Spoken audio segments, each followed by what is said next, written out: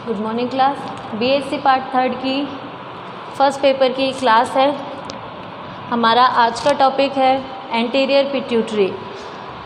कल हमने anterior pituitary का ब्रीफली इंट्रोडक्शन देखा था। उस क्या होती है एंटीरियर पिट्यूटरी, है ना। पिट्यूटरी के पार्ट्स के बारे में हम डिस्कस कर रहे थे। पिट्यूटरी 2 पार्ट्स में डिवाइडेड है, वैसे तो 3 पार्ट्स में डिवाइडेड है, जिसको हम इंटरमीडिएटेड लोब भी बोलते हैं। फर्स्ट होता है anterior pituitary, second posterior pituitary, तीसरा इंटरमीडिएट लोब, है ना। तो 3 लोब्स जो होते हैं पिट्यूटरी के, कितने होते हैं? 3 लोब्स में होते हैं। इन 3 लोब्स के अंदर हम पहला क्या पढ़ रहे थे? Anterior pituitary. हमने कल एंटीरियर पिट्यूटरी का कुछ डायग्राम से हमने समझा, है ना। हमने फिर उसके अंदर डिटेलिंग से अब हम आगे का पढ़ेंगे। हमने एंटीरियर पिट्यूटरी देखा था कि उसका एक इस तरह से स्ट्रक्चर होता है। वो डायरेक्टली क्या होते हैं, किससे अटैच्ड होते हैं? हाइपोथैलेमस से अटैच्ड होते हैं। कुछ इसका इस तरह का स्ट्रक्चर था ऐसे।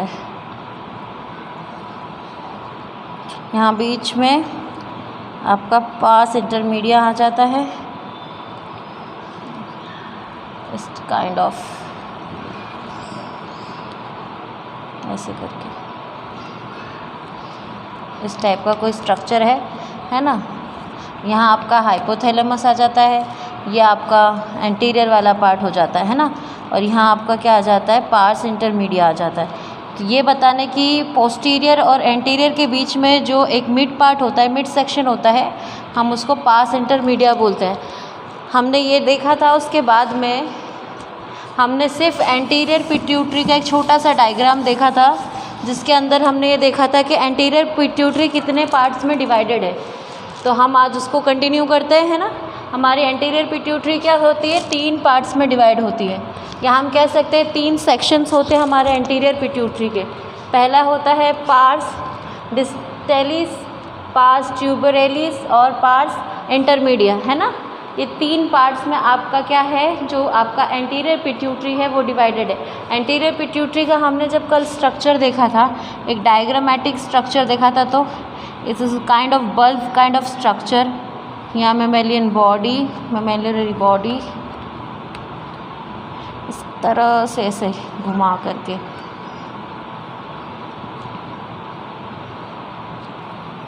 है ना। इस टाइप का कोई स्ट्रक्चर था एक। तो साइड में थोड़ा सा पोस्टीरियर वाला पार्ट आ गया था। तो इस टाइप का एक स्ट्रक्चर है, जो हमारा एंटीरियर वाला पोर्शन होता है, ये आपका हाइपोथैलेमस हो जाता है ना। यहाँ पर क्या होता है आपका? यहाँ इंटरमीडिया होता है, पार्स इंटरमीडिया। यहाँ पार्स लोब हो जाता है, डिस्टल्स, और ये पार्स डिस्टलिस वाला पार्ट हो जाता है ना। और ये वाला कौन सा हो जाता है? पार्स ट्यूबरेलिस वाला। तो ये सारा ओवरऑल क्या है? एक डायग्रामेटिकली हमने कल समझा था कि आपका जो एंटीरियर पिट्यूटरी है, वो जब हम उसको डिटेलिंग में पढ़ते हैं तो उसका स्ट्रक्चर किस तरह से दिखेगा। अब हम थोड़ा सा और आगे जाते हैं, तो हम इनके बारे में थोड़ा हमने समझा था कि डिस्टलिस पार्ट क्या करता है, ट्यूबरेलिस पार्ट क्या करता है, इंटरमीडिया जो होता है वो जनरली एनिमल्स के अंदर ज़्यादा प्रेजेंट होता है, ह्यूमंस के अंदर नहीं होता है। तो एनिमल्स के अंदर ये ज़्यादा होता है, और ये बहुत ज़्यादा ह्यूमंस के मुकाबले एनिमल्स में बहुत ज़्यादा फंक्शंस का परफॉर्म करते हैं ना। अब देखो, anterior pituitary has 2 cells which have different staining properties. अब एंटीरियर पिट्यूटरी के अंदर 2 अलग डिफरेंट टाइप की स्टेनिंग प्रॉपर्टीज़ होती है, या हम कह सकते हैं जो सेल्स होते हैं वो 2 टाइप के सेल्स होते हैं। कौन से सेल्स? क्रोमोफोबी सेल्स और क्रोमोफिल सेल्स। अब क्रोमोफोबी सेल्स क्या होते हैं, क्रोमोफिल सेल्स क्या होते हैं, हम वो देखते हैं। हमने थोड़ा सा प्रीवियस लेक्चर का थोड़ा सा डिस्कस कर लिया है। अब आज के हमारा जो टॉपिक है वो है एंटीरियर पिट्यूटरी के अंदर ही chromophobe cells.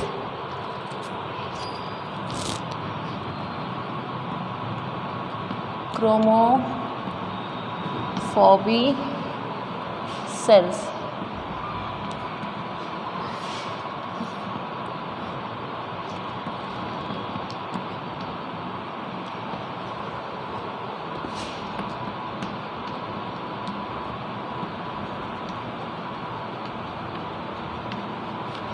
do not possess granules and stain poorly। ये ग्रैनुल्स के साथ में पोजेस नहीं होते और क्या करते हैं, जो स्टेन्स देते हैं यानी कि जो छाप देते हैं वो कैसी होती है, इनकी पुअर छाप हो, मतलब कि ये पुअरली स्टेन देते हैं। From 50% of total sale in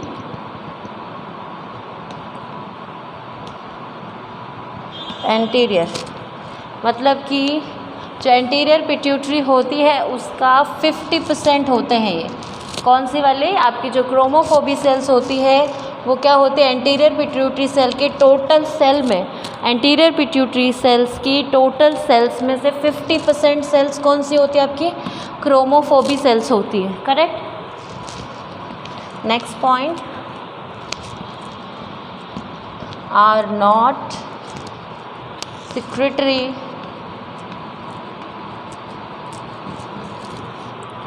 in nature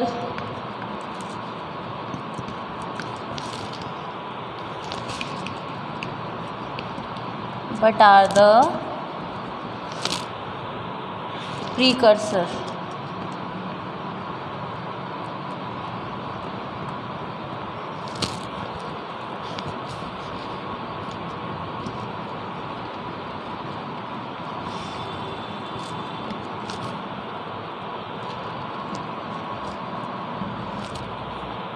देखो, जो क्रोमोफोबी सेल्स होती है do not possess granule and stain poorly. जो ग्रैनुअल्स होते हैं ना, ग्रैनुअल्स मतलब कि कण है ना, जो कण होते हैं उनके साथ में क्या करते, स्टेन नहीं करते, पोज नहीं करते, तो अटैच नहीं होते, और इस वजह से क्या करते हैं, ये जो स्टेन देते हैं वो पुअरली स्टेन देते हैं। साथ ही साथ ये क्या होते हैं, ओवरऑल एंटीरियर सेल का टोटल नंबर ऑफ सेल्स है ना, मान लो सपोज करो 100 सेल्स है, just suppose it 100 number of cells present in anterior pituitary, so total number of anterior pituitaries 50% part is called, part cell is called what, chromophobe cells, correct? For example, and if you want to understand that, so this is the best example for it. Next point, are not secretory in nature but are the precursor of chromophile cells। ये secretary sales तरह नहीं होती, मतलब कि ये किसी भी hormones का सिक्रेशन नहीं करती है, मतलब जो आपकी क्रोमोफोबी सेल्स होते हैं वो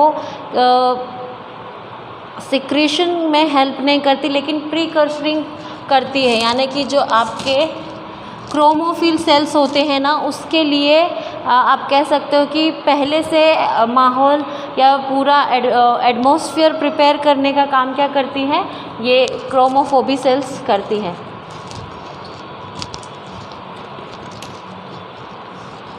अब हम बात करते हैं क्रोमोफिल सेल्स की।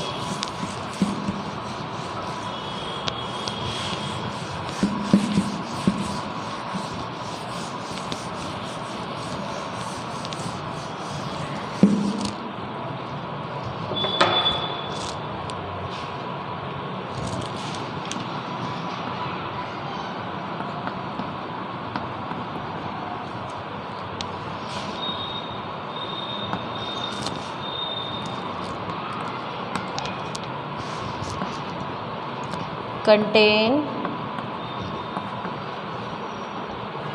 large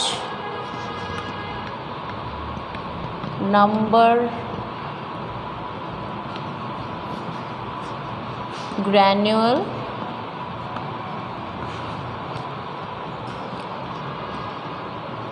and are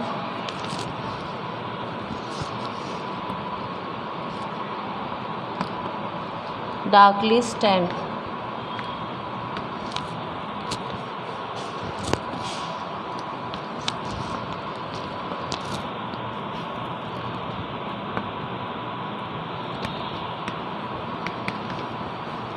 from rest of 50% of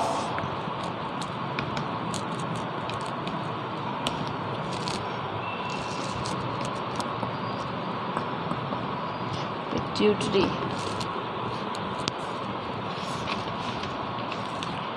देखो क्रोमोफिल सेल्स, जब हम क्रोमोफिल सेल्स की बात करते हैं तो ये क्या करती हैं, ये क्रोमोफोबी सेल्स के, जब हम फोब की बात करते हैं, जिस शब्द में फोब आ जाता है तो मतलब कहीं ना कहीं वो किसी ना किसी चीज़ इसमें दूर हटने का काम करते हैं ना, वो इतने इन्वॉल्व नहीं होते। ऐसे ही क्या होते हैं जो फिलिक्स होते हैं, है ना, जैसे हम फॉर एग्जांपल समझो होमोफोबिक और होमोफिलिक बोलते हैं ना, तो जो फोबिक होते हैं वो किसी चीज़ से दूर हटना या थोड़े फोबी टाइप के होते हैं कैरेक्टर्स में, और फिलिक जो होते हैं वो अट्रैक्टिव इन नेचर होते हैं, किसी भी चीज़ को ईजीली अपने बॉडी के अपने मिला लेते हैं। वैसे ही क्रोमोफिल सेल्स है ना, तो क्रोमोफिल सेल्स क्या करते हैं, इनके अंदर large number of granules present होते हैं, और उसके अंदर क्या हो रहा था, ग्रैनुअल्स क्या हो रहे थे, पोजेस नहीं हो रहे थे, जिसकी वजह से क्या हो रहा था, वो बहुत पुअरली स्टेन कर रहे थे। लेकिन इसके अंदर क्या है, ये जो सेल्स होती है ये क्या होती है, large number of granules attached with that, and क्या करते हैं साथ ही साथ में डार्कली स्टेन करते हैं। मतलब कि वो अपना जब अगर हम टेस्ट परफॉर्म कर रहे हैं सेल्स को फाइंड आउट करने के लिए कि एंटीरियर सेल्स में से, एंटीरियर के पिट्यूटरी में से उनकी सेल डिवाइड करो कि आपकी क्रोमोफोबी सेल्स कौन से है और क्रोमोफिलिक सेल्स कौन सी है, तो जब हम उनका टेस्ट परफॉर्म करते हैं अंडरस्टैंडिंग के लिए, डिटेलिंग के लिए, तो हमें ये समझ में आएगा जो सेल्स डार्क स्टेन देगी, यानी कि गहरा धब्बा शायद इनको कहते हैं, वो देगी, तो इसका मतलब सीधा सीधा ये हो जाएगा कि ये कौन से सेल्स होंगे, क्रोमोफिल सेल्स होंगे। अब सेकंड पॉइंट क्या कहता है कि जितनी 50% सेल क्या है, एंटीरियर, समझ लो एंटीरियर का आधा पार्ट 50% कौन सा सेल है, क्रोमोफोबिक सेल्स है, और 50% सेल्स जो रेस्ट बच जाती वो आपकी क्रोमोफिल सेल्स है ना, ठीक है।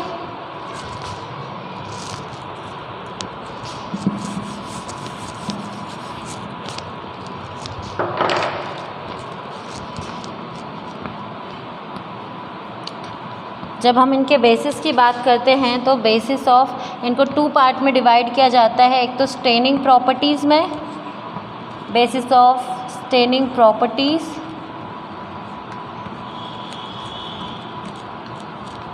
सेकंड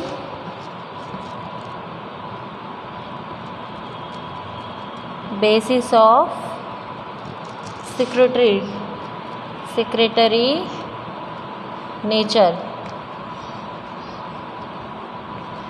जब हम बात करते हैं क्रोमोफिल सेल्स की, तो इन सेल्स को भी जो रेस्ट आपकी 50% सेल्स बचती है इंटीरियर पिट्यूटरी में, इसको 2 पार्ट्स में डिवाइड कर जा सकता है। ये 2 बेसिस पे आप इनको डिवाइड कर सकते हैं। One basis of the staining property, जो वो स्टेन दे रही है, और second basis of secretary nature, है ना।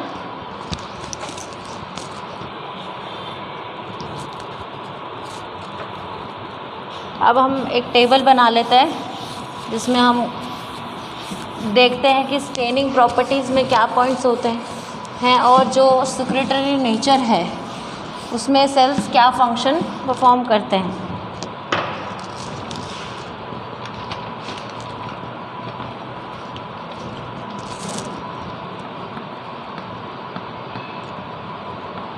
बेस्ड ऑन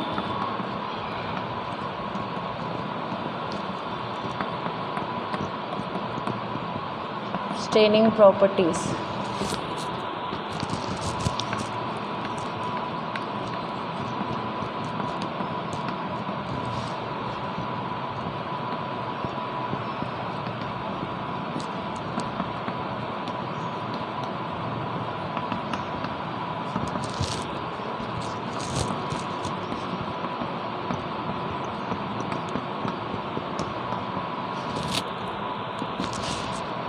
एसिडोफिलिक सेल्स, क्या हम इसको बोल सकते हैं अल्फ़ा सेल्स।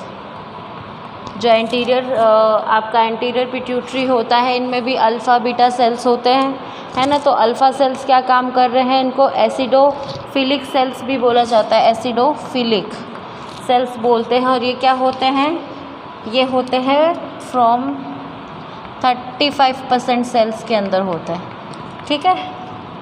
और जब हम बात करते हैं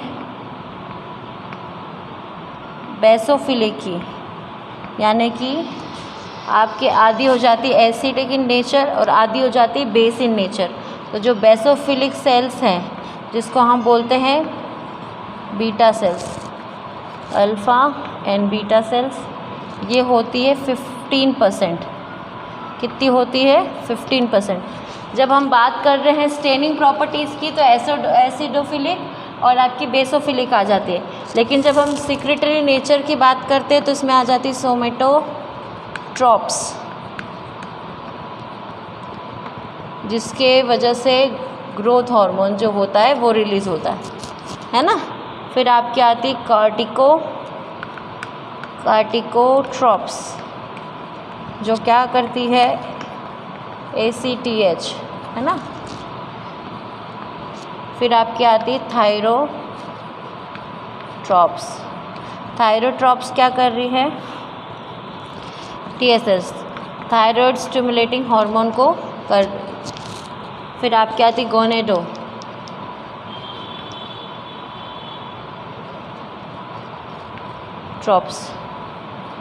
गोनेडोट्रॉप्स क्या करते हैं,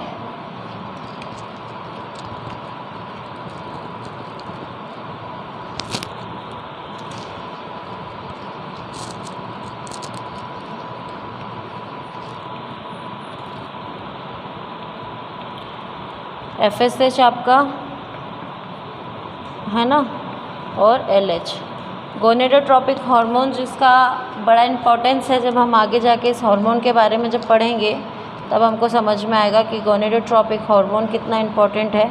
और पिट्यूटरी के अंदर और हाइपोथैलेमस का जब हम कनेक्शन पढ़ते हैं कि पिट्यूटरी ग्लैंड का और हाइपोथैलेमस आपस में कैसे कनेक्टेड है, तो हमको पता चलता है।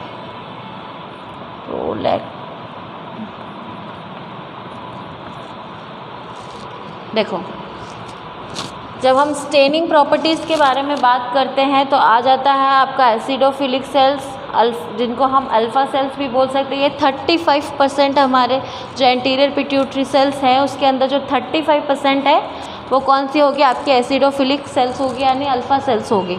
और बेसोफिलिक सेल्स कितनी होगी, 15% होगी।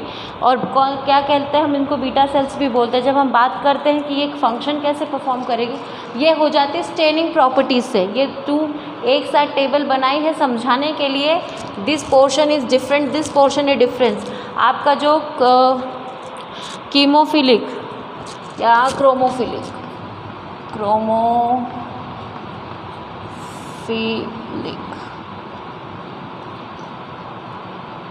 सेल्स जो है, क्रोमोफिलिक सेल्स इज 2 टाइप में डिवाइडेड है। कि कैसे, एक तो स्टेनिंग प्रॉपर्टीज़ देते हैं, साथ साथ में सिक्रेटरी प्रॉपर्टीज़ भी होती है।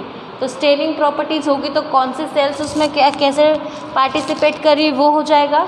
और अगर वो सिक्रेटरी प्रॉपर्टीज़ की वाली सेल्स है तो वो कौन कौन से हार्मोन्स को करेंगी, क्या हार्मोन्स उसमें रिलीज़ होंगे और वो हार्मोन्स क्या काम करेंगे। वो जैसे कि सोमेटोट्रॉपस सेल्स जो हो जाती है वो क्या करती है, ग्रोथ हार्मोन्स को सिक्रेट करने का काम करती है।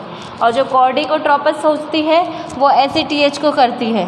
थायरोट्रॉपस क्या करती है, थायराइड स्टिमुलेटिंग हार्मोन को करती है।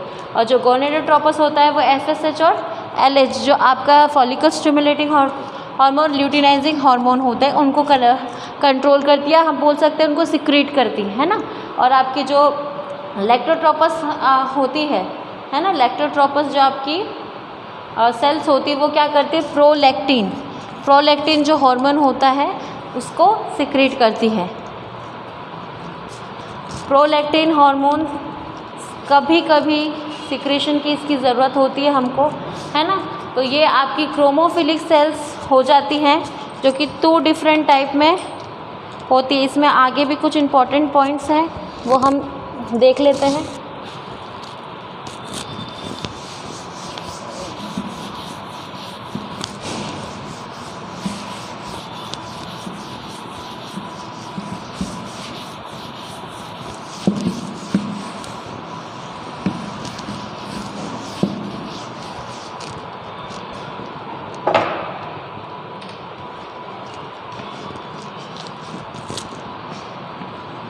ये आपके क्रोमोफिलिक जो सेल्स है उसी के अंदर आगे ऐड ऑन हो रहा है, जो एंटीरियर पिट्यूटरी का चल रहा है ना हमारा 30 to 40% of the anterior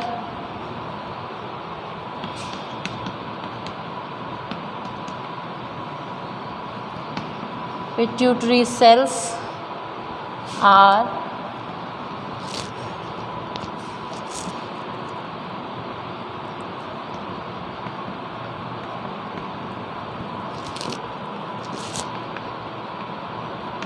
that secretes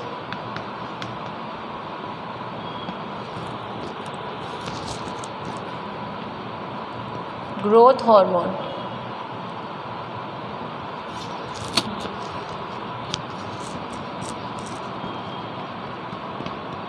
%20 are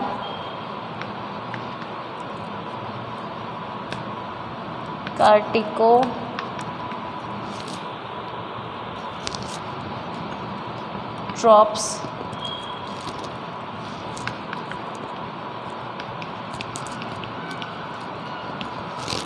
that secrete ACTH.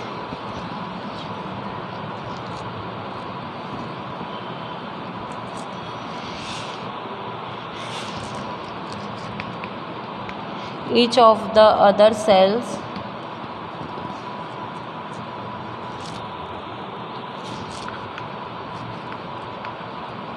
types account for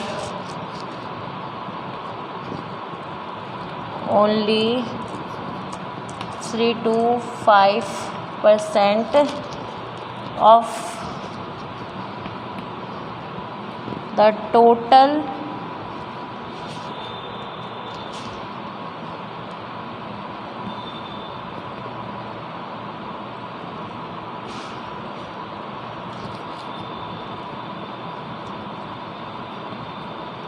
nevertheless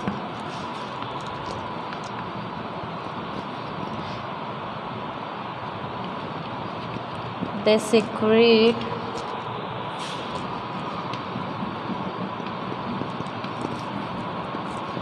powerful hormone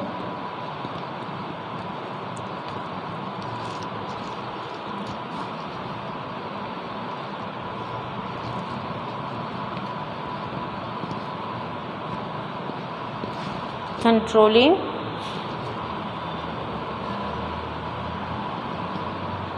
thyroid,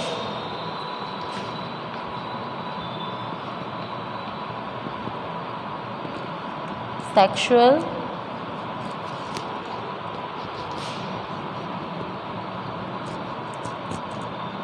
functions. देखो ये बहुत इम्पॉर्टेंट पॉइंट्स हैं। ये एंटीरियर पिट्यूटरी में जब हम अभी एंटीरियर पिट्यूटरी में जो क्रोमोफिलिक सेल्स के बारे में बात करें तो क्रोमोफिलिक सेल्स में जब हमने देखते हैं सोमेटोट्रोपस, कार्डियोट्रोपस है ना, और आपका थायरोट्रोपस है ना, और एक दो जो ट्रोपस है ना, आपके जो अदर सेल्स हैं है ना, तो वो सेल्स क्या करते हैं, जो 30 to 40% ऑफ सोमेटोट्रोपस सेल्स जो होती है एंटीरियर के अंदर, वो क्या करती है, ग्रोथ हार्मोन का सिक्रीशन करती। किसका सिक्रीशन करती है, ग्रोथ हार्मोन्स का। और 20% जो कॉर्टिकोट्रोपस सेल्स होती है वो क्या सिक्रीट करती है, ACTH। हमने जो टेबल में समझा है वही है, लेकिन एक पॉइंट वे में लिखा हुआ है, तो जिससे आपको बहुत आप अच्छे से इसको नोट डाउन कर सकते हैं। Each one of the cells type account for only 3 to 5% of total number of nevertheless. ठीक है, तो जितनी भी अदर सेल्स बचती है ना, अदर सेल्स कौन सी, सोमेटोट्रोपस और कार्डियोट्रोपस के अलावा है ना, कौन सी, न्यूट्रीट्रोपस, आपका थायरोट्रोपस है ना, जो कि क्या कर रहे हैं, और आपका गोनेडोट्रोपस। तो ये तीन जो अदर सेल्स बचती है उनका 3 to 5% जो ये सेल्स होती हैं ये क्या करती है, सिक्रीट करते हैं पावरफुल हार्मोन्स को। जो 3 to 5% ही जो सेल्स है क्रोमोफिलिक सेल्स की, ये पावरफुल हार्मोन को सिक्रीट करती है, जो कि क्या होते हैं, थायराइड होते हैं। और साथ ही साथ में जो सेक्सुअल फंक्शनिंग के काम आते हैं वो है ना, क्योंकि सभी को पता है कि आपका जो FSH और LH है वो मेजरली क्या करते हैं, आपके रिप्रोडक्शन में, सेक्सुअल रिप्रोडक्शन के अंदर वो हार्मोन का फंक्शन होता है। तो क्या होता है, जो बाकी की 3 से 5% की जो सेल्स होती है वो क्या करती है, वो करती है आपका मेजर फंक्शन, है ना। तो एंटीरियर पार्ट के अंदर आपकी 2 टाइप की सेल्स हो गई, आपकी क्रोमोफोबिक सेल्स, आपकी क्रोमोफिलिक सेल्स। तो ये क्या काम कर रही है, ये सेल्स आपके शरीर में होने वाले मेजर हार्मोन्स को रिलीज़ करती है।